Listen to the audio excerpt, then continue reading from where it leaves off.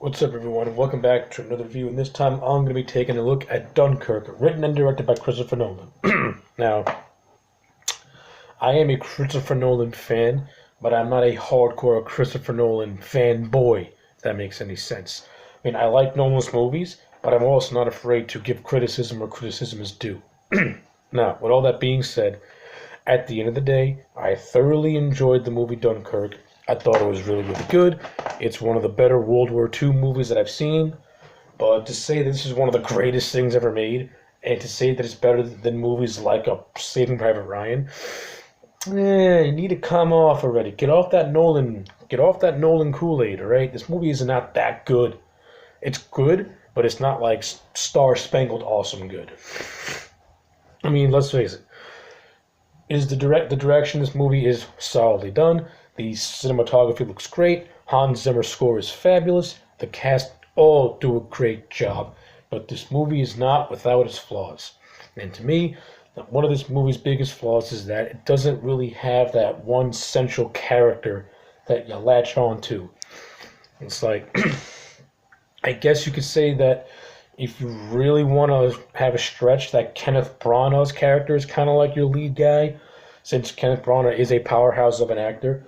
And his performance in this movie is really, really good. And I actually do like the scenes that he and James Darcy share together. I think they play off really well off one another. And James Darcy is just a spitting image of Norman Bates, of Anthony Perkins. Like, if you take a picture of James Darcy and put it side by side with Anthony Perkins, you would think they were related. It's really, it's weird, but it's cool in a way. Because, James Darcy's a good actor. And I like him in this movie as well. And I like all the other cast members also. They also do a good job. But to me, again, this movie's main problem is that it lacks a lead character. And to be fair, not a lot of these characters, they don't really have much personality to them, I guess. I mean, you could say that Mark Rylance's character, who is pretty much like one of the civilians who's on his way to Dunkirk to help evacuate the soldiers, kinda has some sort of a personality. I mean, he's great in the movie. I mean, Mark Rylance is really good in the movie.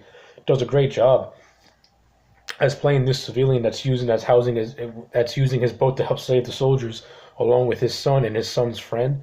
But again, you can't really, and I guess you can also call him a civilian you can latch onto. But a lot of these characters are just blank slates, and I get what they were trying to do, but I don't know. Since I'm a hardcore moviegoer, and I'm one of those hardcore moviegoers that's like, needs to have a main character in every movie, because 9 times out of 10, a movie needs to have that one lead character that we can latch ourselves onto. And in this movie, it lacks that, which is, to me, it's a problem, because overall, you really don't feel a whole lot of connection to these characters. So when when the Germans start killing them off, you're like, oh, that's sad. You're not like, oh, no, no, no. So yeah, that's a big pitfall for me as a cinephile like myself. Yeah, you could have given me a lead guy, like someone that had like an arc. Because that's another thing. This movie kind of does away with the whole traditional movie making, which can be good and bad all at the same time. And I think in this case, it kind of floats on both ways. I mean, it's good because by having these characters be clean slates, it's almost as if you're just watching the war play out as if it was really happening. But and when you look on the negative side, it's a movie first. And when it's a movie first, you need to follow those movie guidelines, which is having a lead character that has a beginning, middle, and an end. So yeah, those are my thoughts on that. But everything else is fine. Tom Hardy has a nice little role in this movie. He has like a fighter pilot. He does good with what he has to do. Majority of the movie, he's just flying in a plane, and his face is covered, but he does okay. But to me, and this movie has a lot of really good action set pieces to it. The stuff with Tom Hardy is great. The whole last half of this movie, like the whole third act of this movie, is really nail biting, edge of your seat intense, and it really is like really fun to watch. And the score by Hans Zimmer really just heightens it. What's refreshing to me about this movie that it has very minimalistic dialogue, and pretty much the music plays more of a character than the actual characters in this movie. So so I actually kind of enjoyed that. I really did.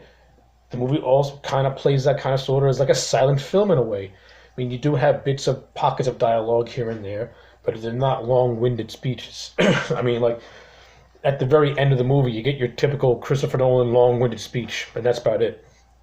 Everything else, everything else till then is just like these. We're following these handful of soldiers that are pretty much on the run. They go onto this big, boat. It gets sunk by the Germans. They go hiding in this other small boat, and they're pretty much getting picked out. And you got the whole thing with the German airplanes and Tom Hardy trying to fight them off. And again, a lot of the action set pieces are really well done, and I like them all. They're all really good. This movie does a great job mixing the practical effects with the CGI effects. Something that I commend Christopher Nolan a lot. Christopher Nolan to me is one of those rare directors that can blend the practical with the CG and make it look fantastic. And this movie, again, looks great. So yeah, without going too much into this movie, those are my bare bones thoughts on this movie. And at the end of the day, I still like it. I still think Dunkirk is a great movie. It's one of my favorite movies of the year. But because of the problems that I have with it, I can't give it anything higher than a solid 8 out of 10. If the movie fixed the problems that I mentioned, this could have been a 9 to a 10. But since it has the problems that since it has those problems, I think 8 out of 10 is a solid grade for an overall solid war movie. And yeah, that's pretty much it. Anyway, my name is AJ Legend. Like, comment, and subscribe, and I'll check you back next time for more.